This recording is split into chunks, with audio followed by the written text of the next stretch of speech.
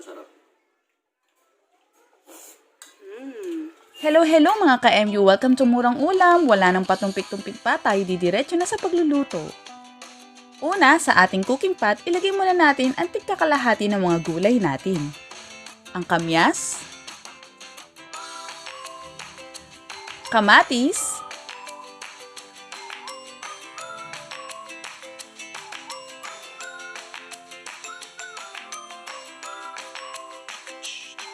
sibuyas,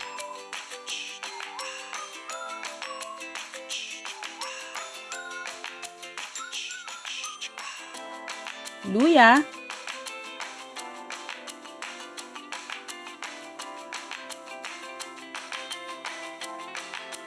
okra,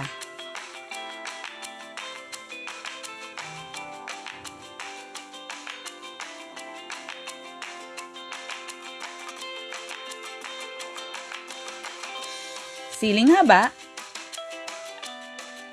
at ang ating isda.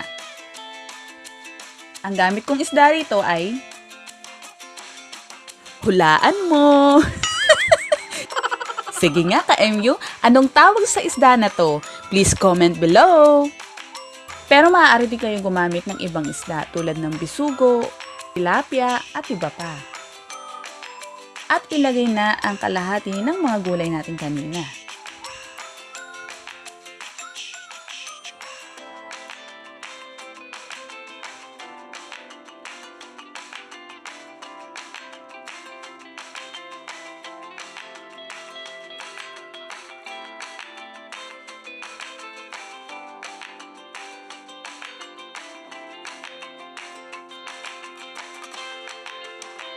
Lagyan ng tubig, patis,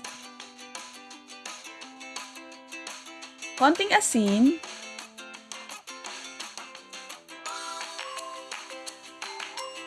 konting paminta,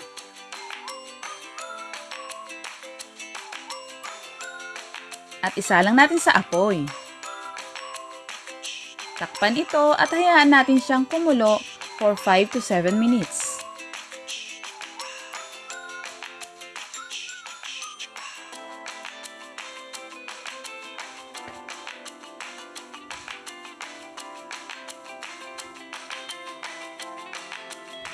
Wow!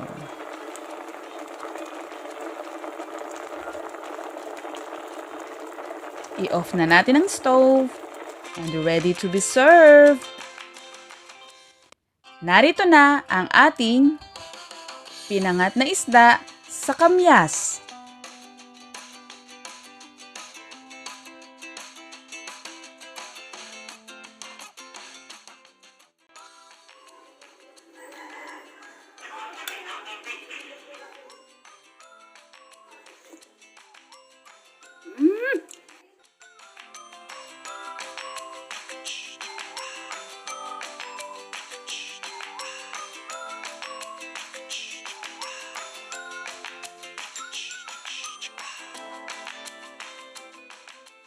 Kukulangin ang aming sinaing.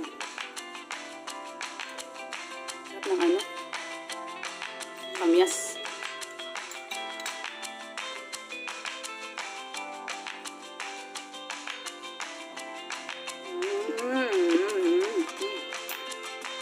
Sarap ng asin na. Sobrang sarap.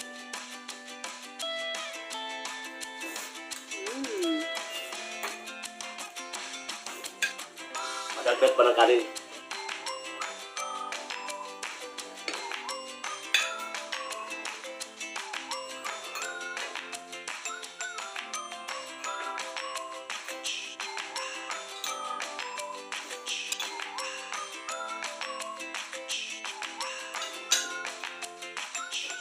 Please don't forget to follow Murang Ulam sa ating mga social media accounts. Meron tayong YouTube, Instagram, Facebook page at Facebook group. Join na kayo!